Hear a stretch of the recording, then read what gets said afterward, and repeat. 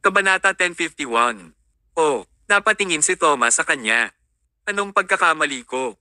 May malamig na kislap sa mga mata ni Nipper. Let me make this clear. We're members of Nocturnal in Central City. Kung nasaktan mo kami, nangangahulugan ito na sinasaktan mo ang Nocturnal. Isa lang ang naghihintay sa iyo, at iyon ay ang kamatayan. Pinyantaan ba niya si Thomas? Pero, ang isang banta ay isang bagay na hindi kinatatakutan ni Thomas. Napakurap siya at nagtanong, Nocturnal. Ito ba ay tumutukoy sa mga hayop sa gabi? Halos himatayan si Nipper sa mga sinabi niya sa galit. Darn it, gusto mo na bang mamatay? Kumilos si Nipper na parang gusto niyang suntukin si Thomas, ngunit agad na sumugod ang air marshal. Sir, mangyaring bumalik sa iyong upuan o kailangan nating gumawa ng mapilit na mga hakbang. Taka lang tumigil si Nipper. Masunurin siyang bumalik sa kanyang upuan. Pagkaalis ng mga air marshal, nilakasan niya ang kanyang boses at sinabi kay Thomas na naupo sa hanay sa harap niya, huwag kang maging masaya kaagad. Pinoprotektahan ka ng mga air marshal sa eroplano, ngunit magdurusa ka pagkatapos bumaba sa eroplano. Kasabay nito, nagsalita siya sa kaliwa ng front row. And you two wenches, don't ever think that I'm going to let this go. Ang aming mga kapatid na Nocturnal ay naghihintay sa labas ng paliparan. Kapag bumaba na kami sa eroplano, dadalhin ka namin palayo. Tumatanggi ka ba na makipaglaro ako sa iyo? Haha. Walang babae na hindi ko makakasama sa Central City. Kapag bumaba tayo sa eroplano, malalaman ninyong dalawa kung ano ang ibig sabihin ng hindi mabuhay o mamatay ng sabay. Pagkatapos sabihin ni Nipper ang walang awa na mga salitang iyon, nag-cross-leg siya at sumandal sa upuan. Nagkatitigan sila ni Jaguar at sabay silang ngumiti ng masama. Pagkalapag ng eroplano mamaya, tatawagin nila ang kanilang mga kapatid para sunduin sila. Pagkatapos, papatayin nila ang lalaki bago nila kidnapin ang mga babae.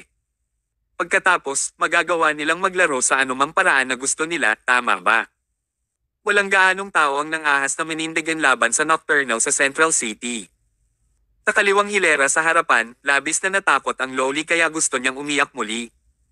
Ang kanyang kutis ay naging bugaw at mapatla at hinawakan niya ang kamay ng malamig na babae. Laura, anong gagawin natin? Mas kalmado si Laura. Huwag kang matakot. I'm here, so nobody can hurt you, walang pakialam niyang sabi. Tahimik sila sa biyahe. Lumapag ang eroplano sa isang kisap mata. Si Nipper ang unang bumangon. Tinadya niyang sinipa sa likuran ng upuan ni Thomas at walang awa niyang sinabi, bumaba ako ng eroplano at titipunin ang mga kapatid ko. Hintayin mo na lang ang kamatayan ngayon.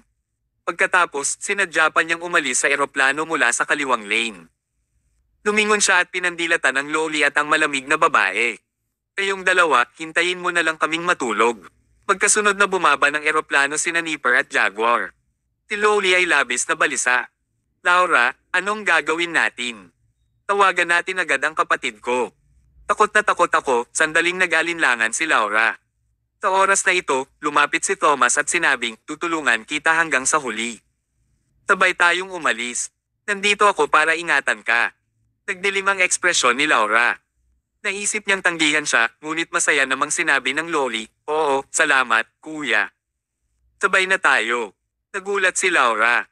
Ang batang babae na ito ay hindi kailanman nakikipag-usap sa mga estranghero at napupuot siya at nakaramdam ng takot kapag nakakita siya ng mga lalaki. Pero, bakit hindi siya mukhang nahihiya o natatakot ngayon? Bukod dito, nakikita ni Laura ang ilang matinding titig sa mga mata ng dalaga. Bilang isang babae, parang may naramdaman siyang mali. Tara na. Kinuha ni Thomas ang kanyang malita at naglakad sa harap habang sinundan naman siya ng Loli. Hoy, hintayin mo ako. Mabilis na kinuha ni Laura ang kanyang malita at mabilis na naglakad pasulong. Gaya ng inaasahan, naghintay sina Nipper at Jaguar sa labas ng airport kasama ang malaking grupo ng mga tao. Paglabas na pagkalabas nila ng airport, isang malaking grupo ng mga lalaki na nakahudi ang lumapit. Inilagay nila ang kanilang mga kamay sa kanilang mga bulsa at naamoy nila ang gasolina. Mayroong higit sa 10 tao. Tila higit pa sa sapat nang ang napakarami sa kanila ay humarap sa 4 na tao lamang, kabilang si Thomas. Kung tutusin, si Thomas lang ang lalaki, habang ang 3 pang tao ay babae, at isa pa sa kanila ay matandang babae. Mukhang malinaw sa ibabaw ang resulta ng labanang ito. Umadjejek si Nipper. Siya ay sumulong, itinuro si Thomas, at walang awa na sinabi, "Anak, hindi ka ba masyadong mabangis sa eroplano ngayon? Bakit hindi ka mabangis pagkatapos bumaba ng eroplano? Natatakot ka ba ngayon? Hayaan mo akong sabihin sa iyo. Wala sa mga taong nang ahas na sakta ng nocturnal sa Central City ang maaaring manatiling buhay. Mamamatay ka ng walang pag-aalinlangan ngayon. Ibabalik namin ang dalawang babaeng ito at mag-e-enjoy. Kapag tapos na tayong mag-enjoy, ang iyong kapalaran ay magpapasya sa iyong pagganap." Hindi pa nakita ng Loli ang ganitong sitwasyon. Sa sobrang takot ay nagtago siya sa likod ni Laura. Maaaring magsimula ang laban anumang oras. Sa oras na ito, ang mga itim na sports car ay pinaharurot ng umuungal na tunog ng makina at huminto sila sa plaza. Ang halaga ng bawat sports car ay hindi bababa sa $3 million. Parang may kabuoang 5 sports car. Napakahalaga ng mga sports car na ito. Bumukas ang mga pinto ng mga sasakyan at lumabas sa mga sasakyan ng isang malaking grupo ng mga lalaking naka-uniforme na may crew cut na hairstyle. Tinakop nila ang buong square. Ang mga taong ito ay parang mga sundalong lumalaban sa digmaan sa buong taon. Nang makita ni Thomas ang sitwasyon, bahagyang lumuha ang kanyang mga mata. Ang mga sundalong ito ay nasa hukbong dating nagtatrabaho sa ilalim niya. Wala na siyang karapatang pangasiwaan ng hukbo ngayon, ngunit dumating pa rin ang mga sundalong ito. Kabanata 1052. Ang Diyos ng Digmaan. Tumaludo sila sa kanya in a uniform fashion. Umabot sa 100 sundalo ang sabay-sabay na nagbigay sa kanya ng kanilang pagsaludo at nakuha nito ang atensyon ng lahat. Iisa lang ang iginagalang ng mga sundalong ito at iyon ay si Thomas. Ang lahat ng mga sundalong ito ay bahagi ng hukbo na pinamunuan ni Thomas sa kanlurang baybayin. Nang maglaon, nang humawak si Thomas sa isang post sa Southland District, ang mga sundalong ito ay inilipat sa Central City ng kanilang superior. 1 taon silang hindi nagkita. Nang malaman ng mga sundalong ito na darating si Thomas sa Central City, hindi na sila nag-abala pa at sumugod sila para salubungin siya. Walang alinlangan, ang balita ng pagdating ni Thomas sa Central City ay dapat ipasa sa kanila ni Samson. Nakaramdam ng matinding pagkaantig si Thomas. Nagulat si Laura at ang Loli. Dahil ordinaryo ang hitsura ni Thomas, hindi nila inaasahan na mayroon siyang ganoong kalakas na kapangyarihan sa likod niya. Walang dapat talagang husgahan ng isang libro sa pabalat nito. Ang mga mata ng Loli, lalo na, ay nagpakita ng pagmamahal nang titigan niya si Thomas. Nagpasalamat siya sa una para kay Thomas. Nang makita niyang si Thomas ay iginagalang ng mga taong ito, agad siyang naging fangirl nito. Ang pag-ibig ng isang inosenteng teen girl ay agad na sumibol sa sandaling iyon. Umaway si Thomas para batiin ang mga tao. Napangiti siya ng mahina habang sinabi, "Wala akong tunay na kapangyarihan ngayon. Hindi mo kailangang gumawa ng ganoong kalaking eksena dito."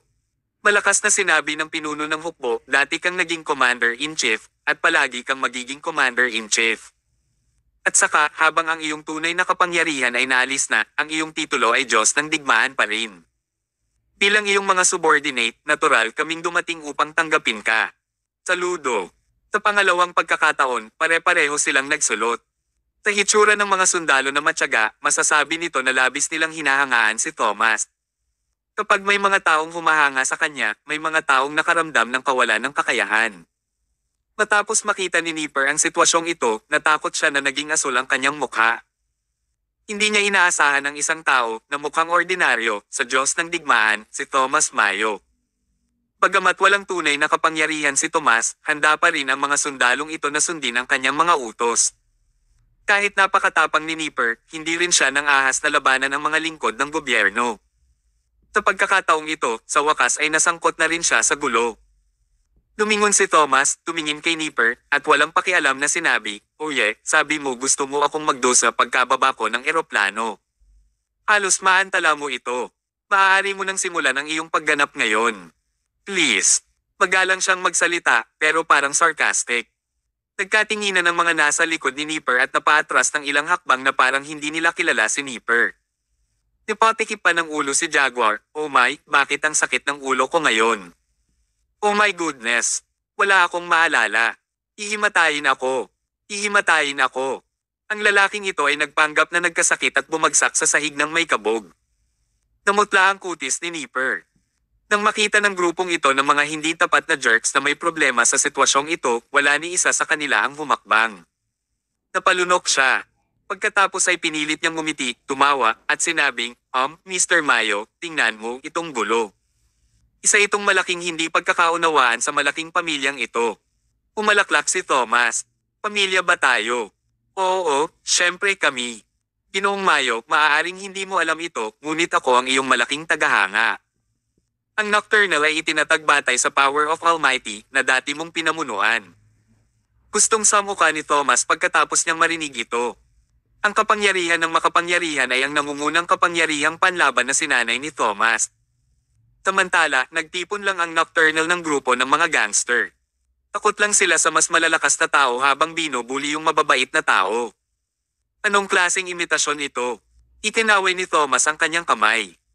Dahil gusto mo ang Power of Almighty, bakit hindi mo sila sundan at tingnan kung ano ang hitsura ng totoong Power of Almighty? I don't think that is needed, right? Kabanata 1053. Ibalik mo siya.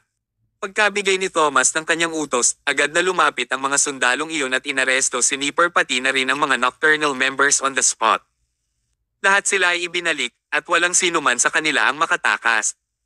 Nagustuhan ba nila ang Power of Almighty? Malaki. Maaari lang silang pumunta at manatili sa mga miyembro ng Power of Almighty sa loob ng ilang araw. Iyon ay tiyak na magagarantiya na sila ay magiging napakasaya. Sinabi ni Thomas sa kawal na namumuno sa hukbo, alam ko na ang iyong sinseridad. Ngayon, mangyaring bumalik. Pagkatapos ng lahat, wala akong tunay na kapangyarihan. Kapag nalaman ng mga superior mo na gumawa ka ng ganoong kalaking eksena, parurusahan ka nila. Pinahal niya ang kanyang mga sundalo tulad ng kanyang mga anak. Tumango ang sundalo. Commander-in-Chief, babalik tayo ngayon. Naniniwala kami na hindi ka magre-retiro sa natitirang bahagi ng iyong buhay. Hihintayin namin ang araw na babalik ka. Pagkatapos magsalita ng sundalo, tumalikod siya at umalis. Dinala nila ang mga miyembro ng Nocturnal at umalis. May araw ba na babalik ako? Umalaklak si Thomas. Hindi rin niya matiyak kung darating ang araw na iyon o hindi. Sa oras na ito, tumakbo ang loli. Nabalisan niyang sinabi, salamat sa pagligtas sa amin. Maaari ko bang ipagpalit ang aking name card sa iyo? Tumango si Thomas. Siyempre. Nagpalitan silang dalawa ng kanilang mga name card. Matapos makuha ng loli ang name card ni Thomas, pakiramdam niya ay nakakuha siya ng isang kayamanan. Tuwang-tuwa siya na puno ng matingkad ng ngiti ang mukha niya. Miss, oras na para bumalik, sigaw ni Laura. Sige. Nakaramdam ng pag-aatubili ang loli. Sa huli, pagkatapos lamang niyang titigan si Thomas ng matagal na panahon ay hinawakan niya ang kamay ni Laura at nag-aatubili na umalis. Sumakay sila sa sasakyan na sadyang dumating para sunduin sila. Ito ay isang Rolls Royce. Umupo si Loli sa backseat. Napangiti siya saglit bago siya muling nalungkot. Natutuwa siya kapag naiisip niya si Thomas at nalungkot siya nang isipin niyang hindi na niya makikita si Thomas. Hawak niya ang name card at nag-aatubili. Tumalikod si Laura. She lowered her head and also stared at the name card. Thomas Mayo, Kindness Clinic sa Southland District, Doctor. Ang kanyang kasalukuyang pagkakakilanlan ba ay isang doktor? Palihim itong pinag-isipan ni Laura. Tapos, tumabi siya. Hindi siya nagpakita ng anumang pagbabago sa kanyang ekspresyon, ngunit marami siyang nararamdaman. Nang malaman ni Laura na siya si Thomas, halos mabaliw na siya. Iyon ay dahil ang kasosyo na lumaki sa kanya, si Wise, ay namatay kay Thomas. Hindi inaasahan ni Thomas na ang taong iniligtas niya ngayon ay ang kanyang sinumpaang kaaway. Sa kabilang banda, tinitigan ni Thomas ang Rolls Royce na itinaboy, at tumawa ito. Tinundo talaga sila ng ganoong karangyang sasakyan. Parang hindi simple ang dalawang babaeng ito, casual niyang sinulyapan ang name card ng loli. Daisy Martin, clothing brand designer ng VH. Martin ang family name niya. Bahagyang kumunat ang noo ni Thomas bago umiling. Magkakaroon ng ganoong pagkakataon, tama ba? Martin ay isang karaniwang pangalan ng pamilya. Hindi dapat ito nauugnay sa pamilya Martin sa Central City, tama ba? Inilayo niya ang name card at huminto sa harapan niya ang isang low-key na Honda. Binuksan ang pinto ng sasakyan at lumabas si Aris, isa sa 12 Golden Zodiacs. Mayroong dalawang malalim na pulang bitik sa noo ni Iris at ang balat ng kanyang mukha ay maputi at malinis. Halatang gwapo siya. Bahagya siyang yumoko. Commander-in-Chief, ang silid ng hotel ay inihanda para sa iyo.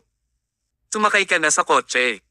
Ipinasa ni Thomas ang kanyang bagahe kay Iris bago siya sumakay sa backseat kasama si Iris. Pumunta sila sa hotel habang pinangungunahan ni Iris. Sa wakas ay nakarating na sila sa Central City. Tumingin si Thomas sa tanawin sa labas ng bintana at inaabangan niya ang sandaling muli niyang nakilala ang kanyang ama.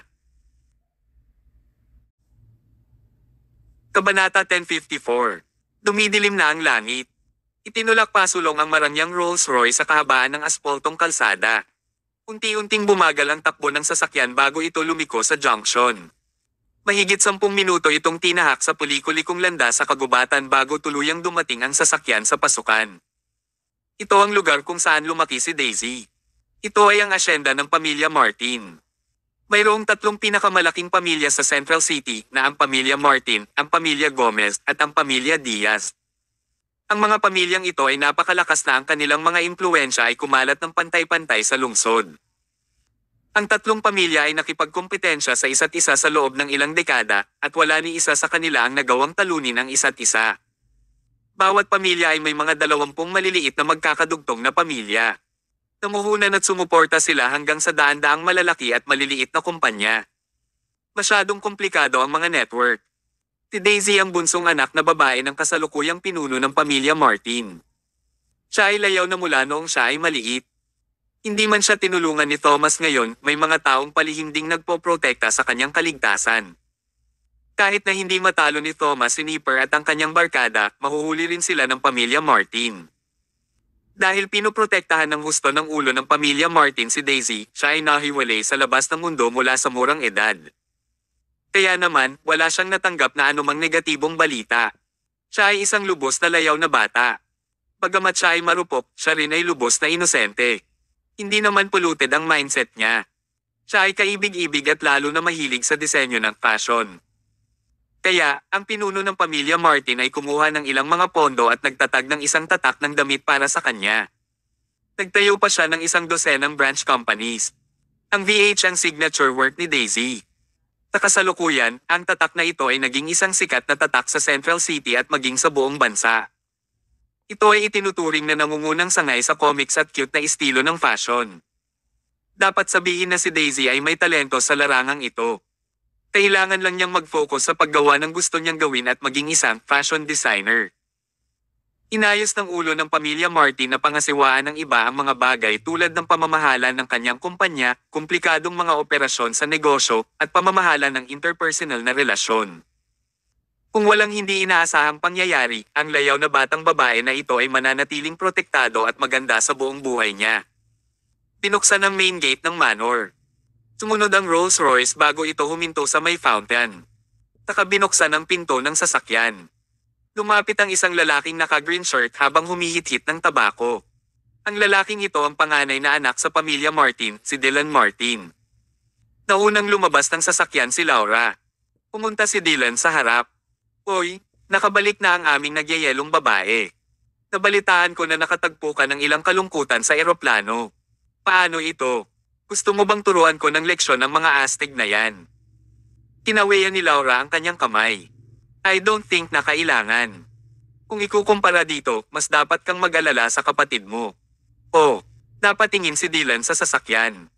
Nakita niyang tinitigan ni Daisy ang name card na nasa kamay nito at parang madilim ang ekspresyon nito. Bakit malulungkot ang kaibig-ibig na si Daisy? Maaaring ito ay...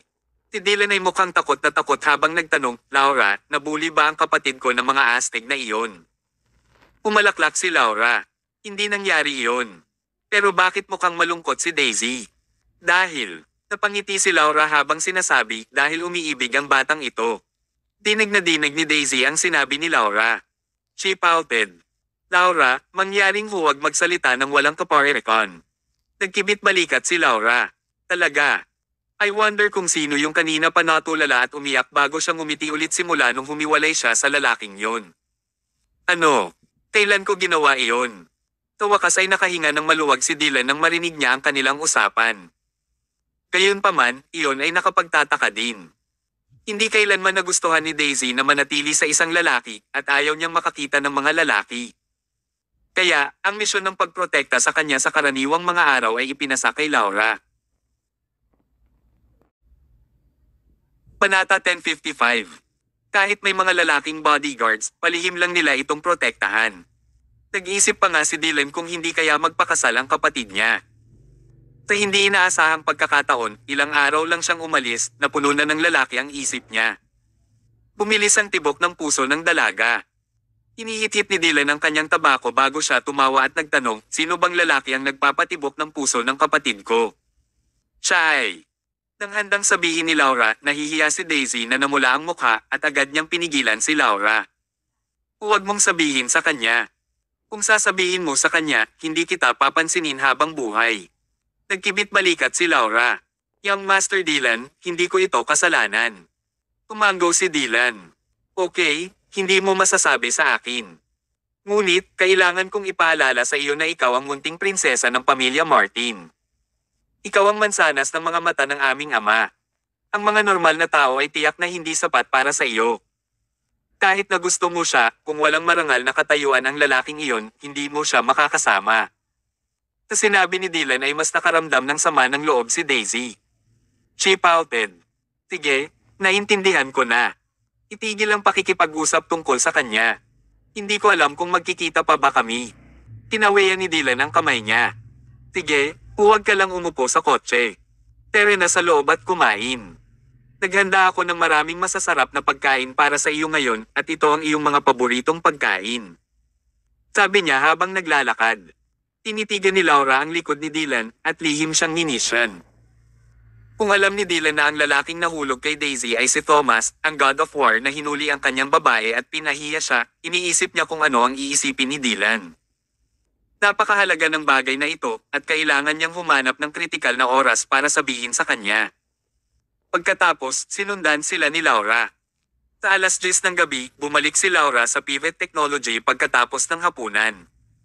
Dumating siya sa opisina ng chairman at nakita niya ang kanyang ninong, si Master Centipede. Bumalik ka na. Oo. Pinato siya ni Master Centipede ng isang bote ng tubig. Salamat sa iyong pagsusumikap. Inalis ni Laura ang takip at humigop ng ilang higop. Umupo siya sa tapat ni Master Centipede. Iyan ang trabaho ko. Salamat sa kamakailang proteksyon ni Daisy, mas pinapabore ng pamilya Martin ang Pivot Technology ngayon. Handa silang mag-invest ng mas maraming pondo at tulungan kaming talunin ang Sterling Technology. Masayang tumango si Master Centipede. Magaling. Samahan daw siya sa upuan at mamantong hininga. Simula nang umalis si Wise, grabe na ang kalagayan ko. Nanghihina ako kapag hinahawakan ko ang mga bagay. Sa kabutihang palad narito ka pang tumulong sa mga gawaing tapos na sa lahat ng oras na ito. Kung hindi, ang lahat ng aming mga plano sa Central City ay titigil. Isang walang pakialam ng ngiti si Laura. Sige, gabi na ngayon. Dapat kang pumunta at magpahinga ngayon. Tumango si Laura. Ibinaba niya ang bote ng tubig, ngunit hindi siya umalis. Tinulyapan siya ni Master Centipede. Bakit? May iba pa ba? Oo. Ano ito? Noong pabalik na kami ni Miss Martin ay hinaras ng mga miyembro ng Nocturnal. Umagalpak ng tawa si Master Centipede. Sobrang ignorante ng mga Nocturnal jerks na yan. Hindi nila dapat gustong magpakamatay sa ganitong paraan. Ano ang nangyari noon? Nabugbog ba sila ng mga miyembro ng pamilya Martin ng husto? Bago kumilos ang mga tao ng pamilya Martin, isang lalaki ang tumayo at iniligtas ang kagandahan na parang isang bayani. Wow! Magiging mayaman ang lalaking ito dahil nailigtas niya si Miss Martin. Postahan. Tsaka may mas mahiwagang parang nahulog si Daisy sa lalaki. Tumawa ng malakas si Master Centipede pagkatapos niyang marinig iyon. Ang batang babae ay napupuot sa mga lalaki. Mahuhulog ba siya sa isang estranghero? Ito ay talagang kawili-wili. Okay, hindi rin ito big deal. Pwede ka nang magpahinga. Tinitigan ni Laura si Master Centipede. Pare, ayaw mo bang malaman kung sino ang lalaki? Napakahalaga bang malaman kung sino siya? Oo. Sa tingin ko ito ay napakahalaga.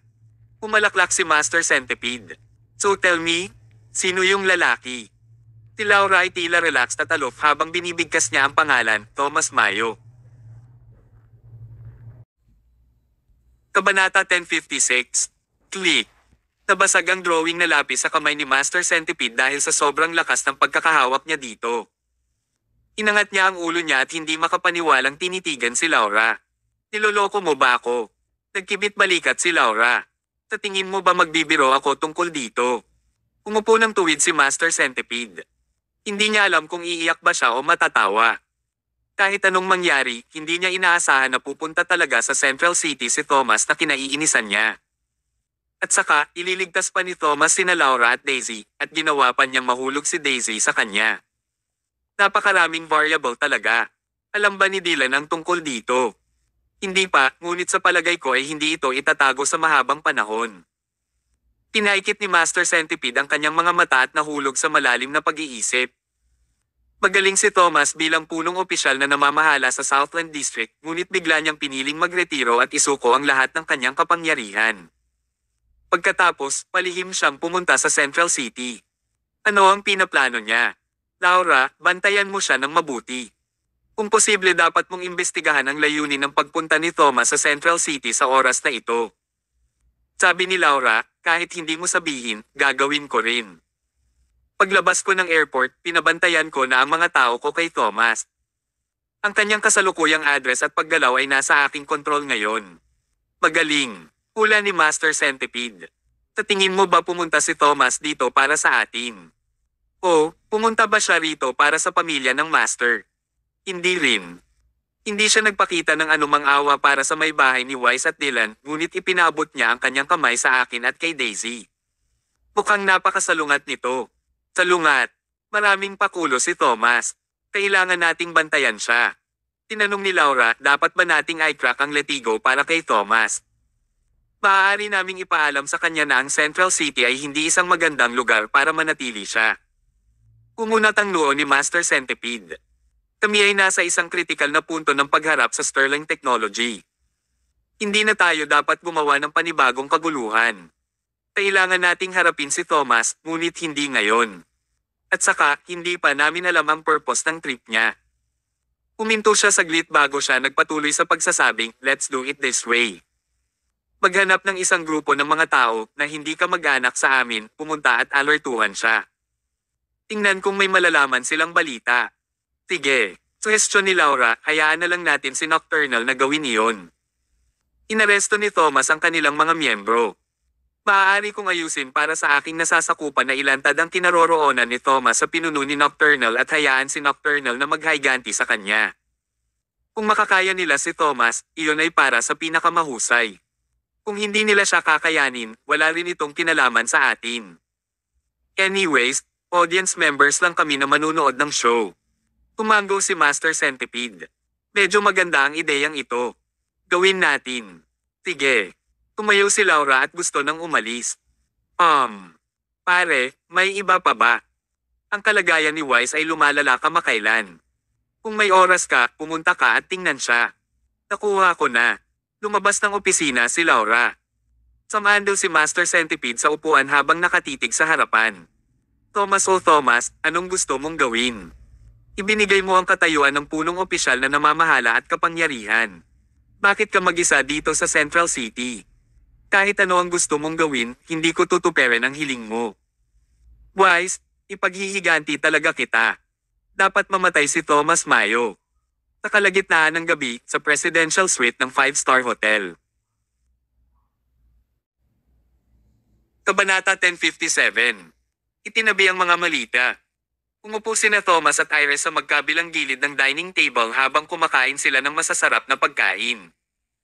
Inilipat ni Iris ang isang upuan at umupo.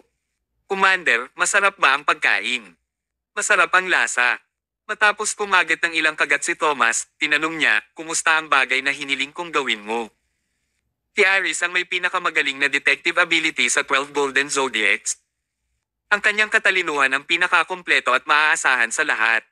Kung matagumpay na makilala ni Thomas si Nelson o hindi ay nakasalalay sa Iris. Kinuha ni Iris ang isang notebook at binasa ito habang sinabi niya, una sa lahat, may ilang opisyal na impormasyon. Si Nelson Mayo ay kasalukuyang chairman ng Sterling Technology. Itinatag niya ang Sterling Technology halos 8 taon na ang nakalilipas. Sa buong mga taon na ito, nakagawa siya ng lahat ng uri ng mga koneksyon at naging walang talo. Sa kanyang namumukod tanging pangagham ng mga diskarte at pambihirang karunungan sa negosyo. Ginawa niya ang Sterling Technology na pinakamahusay na teknolohikal na kumpanya sa Central City at nakakuha ng daan-daang bilyong dolyar sa taunang kita. Napakorap si Iris. Daan-daang bilyon. Talagang hindi madaling tao si Nelson. Napakahusay niya nang maitatag niya ang Shalom Technology, ngunit hindi ko inaasahan na nakapagtatag pa siya ng mas mahusay na Sterling Technology. Gayunpaman, nagulat si Thomas nang sabihin niya, ang problema, ang dalawang kumpanyang ito ay nagpapatakbo ng halos parehong negosyo. Bakit niya tinalikuran ang itinatag na Shalom Technology at nagsimulang muli? Higit sa lahat, 8 taon na siya sa Central City. Bakit hindi siya bumalik? Nang mamatay si Scott, wala rin siyang ginawa. Patuloy na sinabi ni Iris, ayon sa aming pagsisiyasat, si Nelson ay nagkaroon ng sakit mula noong unang taon na siya ay dumating sa Central City, at siya ay naging mahina. Maliban sa mga okasyon na kailangan niyang dumalo, sa pangkalahatan ay hindi siya nagpapakita. Napatingin si Iris kay Thomas. Parang tatay, parang anak. Pareho kayo ng tatay mo sa estilo ng pagtatrabaho. Kinukumpirma ko na ikaw ang kanyang biological na anak ng walang pag-aalinlangan. Mapait na tumawa si Thomas at nagtanong siya, anong sakit ang mayroon siya? Umiling si Iris. Hindi ko alam. Inimbestigahan ko ang mga doktor na gumamot kay Nelson, ngunit wala akong nakuha. Napaka-espesyal ng sakit ni Nelson at walang nakakaalam kung ano ang kanyang karamdaman. Ang tanging palatandaan ay may mali sa kanyang atay at ang pinakamahusay na solusyon ay upang makakuha ng kapalit ng atay. Tumango si Thomas. Ito rin ang dahilan kung bakit siya nagpunta sa pamilya Dawson. Patuloy niyang itinanong, iba ang Central City sa Southland District. Ang lugar na ito ay may iba't ibang uri ng masasamang tao at mayroong maraming kapangyarihan. Hindi niya mapapaunlad ang kanyang kumpanya sa pamamagitan lamang ng kaalaman at katalinuhan. Dapat may ilang kapangyarihan na sumusuporta sa kanya sa likod ng mga eksena, tama ba? Tumango si Iris. Oo, may 3 pamilya na pinakamakapangyarihan sa Central City, kasama ang pamilya Martin, pamilya Gomez, at pamilya Diaz. Ang pamilya Diaz ang sumusuporta kay Nelson. Ang pamilya Diaz ay nagbibigay ng maraming pondo at koneksyon na tumutulong kay Nelson na simulan ang negosyo. Maaaring sabihin na ang Sterling Technology ay maaaring maitatag ng bahagya dahil sa pamilya Diaz. Dahil din dito kaya kailangang mag-alok ng malaking halaga ng pera ang Sterling Technology sa pamilya Diaz. Hindi ako sigurado tungkol sa eksaktong halaga, ngunit tiyak na ito ay isang mataas na numero. Siyempre dahil walang libreng tanghalian. Ibinaba ni Thomas ang kanyang kutsara at itinaas niya ang huling tanong. Anong paraan ang kailangan mo para makita ko siya? Ibinaba ni Iris ang kanyang notebook. Mayroon akong pamamaraan, ngunit hindi ako lubos na tiwala. Sabihin mo sa akin. May malubhang karamdaman si Nelson at titipunin niya ang pinakamahusay na doktor sa Central City upang gamutin siya buwan-buwan. Kahit na hindi ito epektibo, hindi rin siya sumusuko. Napatingin si Iris kay Thomas. Commander, hindi ba ang iyong pagkakakilanlan sa Central City ay isang doktor sa oras na ito? Isa ka pang doktor mula sa Kindness Clinic. Masayang ngumiti si Thomas. Ang pamamaraang ito ay talagang mabuti. Kung talagang tatay niya itong si Nelson Mayo, hindi lang sila magkikita, kundi matrato pa niya ang kanyang ama. Likas sa isang anak na tretuhin ang kanyang ama. Kung may mali dito, maaari ring lapitan ni Thomas si Nelson sa kanyang pagkakakilanlan bilang isang doktor upang imbestigahan ang nangyari. Hindi iyon masamang ideya. Kabanata 1058. Sumang-ayon si Thomas sa pamamaraang ito. Pagkatapos, sinimulan nilang talakayin kung paano nila ay repackage si Thomas at kung anong paraan ang kailangan nilang gamitin para mabigyan niya si Nelson ng konsultasyon sa Sterling Technology. Sa oras na ito, tumunog ang doorbell. May nandoon. Natigilan silang 3. Nakarinig na lang sila ng boses ng lalaki mula sa labas. Serbisyo sa kwarto. Lumapit si Iris at inabot ang pinto para buksan. Gabi na ngayon. Ano ito? Sinabi ng attendant, isang malaking grupo ng mga tao ang pumunta sa lobby sa ibaba at hiniling sa akin na ipasa ito sa isang tinatawag na Thomas Mayo. Ibinaba ni Iris ang kanyang ulo at tumingin. Nakita niyang may hawak na sulat ang attendant. Ibigay mo na lang sa akin. Sige. Kinuha ni Iris ang sulat, isinara ang pinto at naglakad papunta kay Thomas. Commander, para sa iyo ang sulat. Lumapit si Thomas para kunin ang sulat. Walang nakasulat sa sulat at blanko iyon. Natigilan siya saglit bago bumulong sa sarili, wala na masyadong nagsusulat ngayon. At saka, walang stamp at address sa sulat. Ito ay malinaw na hindi na ihatid. Mukhang may mga tao sa Central City na nakatinggan sa akin. This is my first day here, and I'm already watched by some people. Marami talaga akong friends. Inabot niya para buksan ang sobra. May sulat at badge doon. Isang itim na hayop ang nakaukit sa badge at hindi masabi ni Thomas kung ano iyon. Binuksan ni Thomas ang sobra at napakasimple ng laman. 4 na salita lang. Bumaba ka at mamatay. May isang liham at isang badge at ang nilalaman ng liham ay napakayabang at mapagmataas. Naalala ni Thomas ang tono ng attendant ngayon. Ang grupong ito ng mga tao ay malinaw na dumating sa hotel at inookupahan ang lobby. Mahirap kahit gustong umalis ni Thomas. Umisi siya. Ito pa lang ang unang araw na pumunta siya rito at dumating na ang karibal niya. Sige, bababa ako at tingnan kung sinong karibal ko ang dumating. Kinuha ni Aris ang badge at tumingin. Umiti siya. Commander, hindi mo na kailangang pumunta. Alam ko kung sino iyon. Oh, sino ito? Ang badge na ito ay ang token na pagmamayari ng Nocturnal, isang gangster force sa Central City. Ito ay ng utos na pumatay. Kung may makatanggap ng badge na ito, ibig sabihin ay sinusunod sila ng Nocturnal. Tumango si Thomas. Parang hindi ko sila existing e-evils, but my new enemy. Nagligtas ako ng 2 babae sa araw at nag-alaga din ako ng batch ng mga miyembro ng Nocturnal. Ngayon ay hindi sila masaya kaya nagpunta sila dito upang maghiganti. Okay, makikilala ko sila. Tumayo si Thomas at naglakad papunta sa pinto. Agad naman siyang sinundan ni Aris. Natatakot siya na baka may mangyari kay Thomas. Bagamat magaling si Thomas, mahirap pa ring iwasan ang maruming pandaraya sa dilim. Pagkababa ng dalawa ay nakita agad nila ang mga Nocturnal members. Isang malaking grupo ng mga tao ang nakatayo sa lobby ng hotel. Kinaranggan nila ang main entrance, pinagbawalan ng sino man na pumasok at lumabas. Hindi mahirap makita sila. Nang makita ng mga miyembro ng Nocturnal na bumaba si Thomas, nagliwanag ang kanilang mga mata. Lumapit ang isa sa kanila na mukhang pinuno. Ang kanyang mukha ay may tato ng isang itim na nilalang na mukhang isang ibon o isang manok. Ikaw ba si Thomas Mayo? Oo. Humuso ang lalaki at tinuro ang sarili. Kilala mo ba ako? Umiling si Thomas. Good boy, hindi mo ba alam kung sino ako? Napakayabang mo. Hayaan mo akong sabihin sa iyo. Ako ang taong namamahala sa Nocturnal. Tinatawag akong Flying Rooster o Master Rooster. Kabanata 1059. Nakakatuwa ang pangalan niya. Pero, parang bangungot ang pangalan ng marinig ito ng staff ng hotel. Ang Flying Rooster ay isang diablo na hindi nagatubiling pumatay ng mga tao. Ang mga taong na target ni Nocturnal ay hindi magkakaroon ng magandang wakas. So, ano ang gusto mo sa akin, Flying Rooster? Walang pakialam na tanong ni Thomas. Walang pakialam pa rin siyang magsalita sa mga oras na ito. Malinaw na hindi niya sineseryoso ang Flying Rooster. Napakaraming manlalaban sa lobby pero mga dekorasayon lang. Pinalaki ni Flying Rooster si Thomas at Ninishan bago niya sinabing, magandang bata, ikaw ay mayabang. Nagsagawa ako ng ilang pagsisiyasat sa iyo. Ikaw ang Commander-in-Chief ng ilang hukbo sa Central City noong nakaraan. Ikaw ay isang maliit na pinuno, tama ba? Pero, walang kwenta. Nagretiro ka na ngayon kaya ordinaryong mamamayan ka lang. Sinasabi ko sa iyo, kahit na hindi ka nagretiro, tatayo pa rin ako laban sa iyo. May mga lingkod ng gobyerno saan man sa Central City.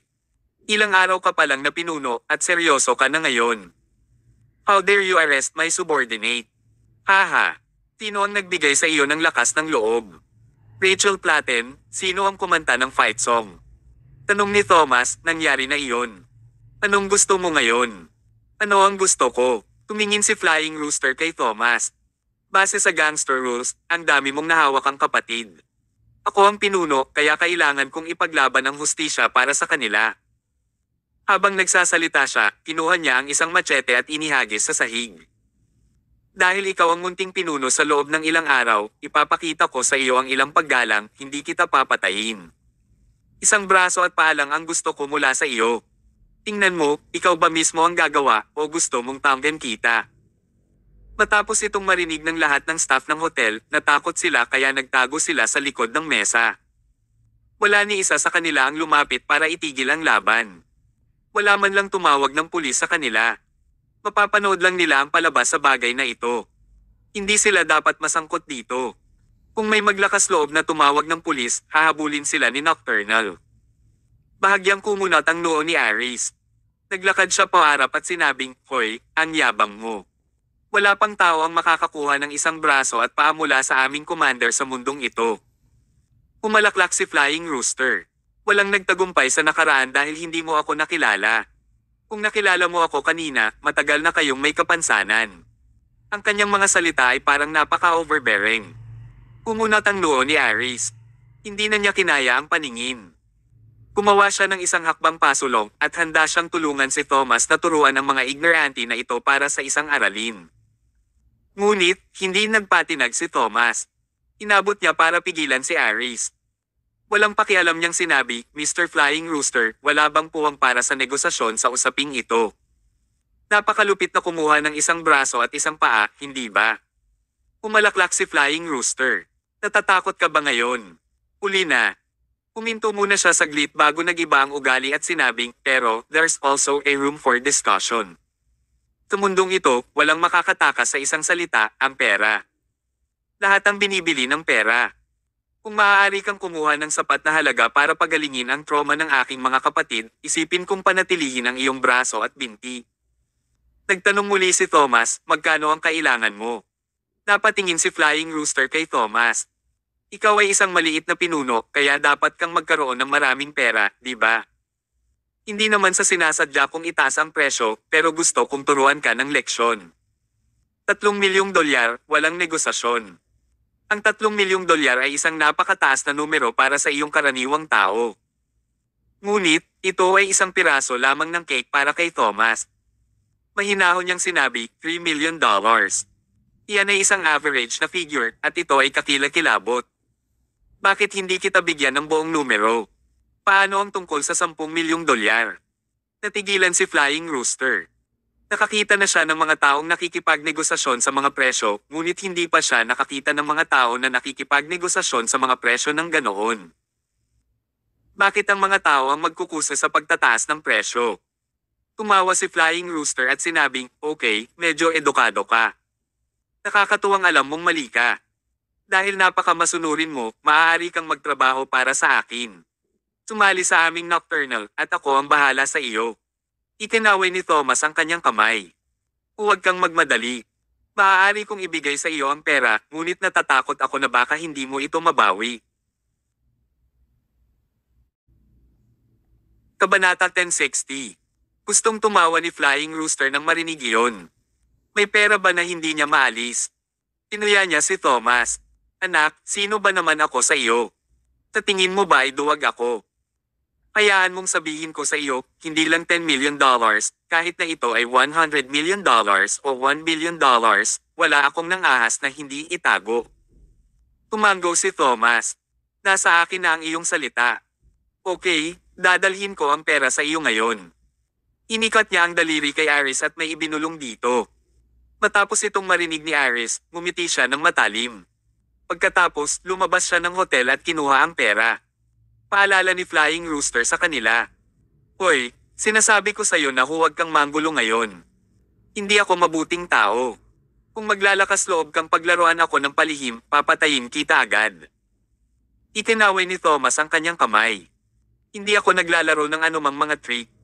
Tinabi ko lang sa kanya ang password ko at hinayaan ko siyang kunin ang pera sa bangko. Babalik siya sa lalong madaling panahon. Haha. Magiging mahusay iyon." Pagkatapos, umupo si Flying Rooster. Humihihit siya ng sigarilyo habang nilalaro niya ang kanyang telepono. Pinagmasdan ng mabuti ng kanyang mga nasasakupan si Thomas. Hindi nila siya pinayagang kumilos. Sanay na ang mga taong ito na mangbuli ng mga tao, kaya ganoon din ang pakikitungo nila kay Thomas tulad ng normal na tao. Nang makuha nila ang pera, depende sa mood ni Flying Rooster kung pananatilihing buhay si Thomas. Makalipas ang 20 minuto, dumating ang pera. Dumating talaga ang pera, ngunit iba ang paraan ng pagdating nito sa inaasahan nila. Naisip ni Flying Rooster na pupunta si Aris sa bangko at mag-apply para sa isang fund transfer, ngunit hindi niya inaasahan na talagang uupa si Aris ng van para ihatid ang pera doon. Mayroong cash na $10 million at ang bawat piraso ay isang bagong $100 bill. Ang pera ay nakasalansan at isa-isang nakasalansan. Tinakop ng cash money ang gitna ng buong lobby. Ito ay sapat na nakakagulat na marinig lamang ang bilang ng $10 million. Nang makita ng mga tao ang aktwal na pera, nagningning ang kanilang mga mata. Tumawa si Flying Rooster habang naglalakad. Napakaganda nito, anak. Hindi ko alam na magdadala ka talaga ng $10 million na cash para sa akin. Okay, mga kapatid, ilipat ang pera sa kotse at ibalik ang mga ito. Tuwang-tuwa si Flying Rooster. Ang malaking halagang ito ay sapat na para magamit niya sandali. Ngunit bago gumawa ng anuman ang kanyang mga nasasakupan, hinarang na sila ni Thomas. Maghintay ka. Tumingin si Flying Rooster. Ano? Nagsisisi ka na ba ngayon? Umiling si Thomas. I don't regret it, but we had made a promise kanina. Binigyan kita ng pera, hindi sa mga subordinate mo. Tsaka sabi ko sa umpisa. Nag-aalala ako na hindi mo na sila maibabalik, ngunit sinabi mo na ayos lang at maaari mong bawiin ang mga ito.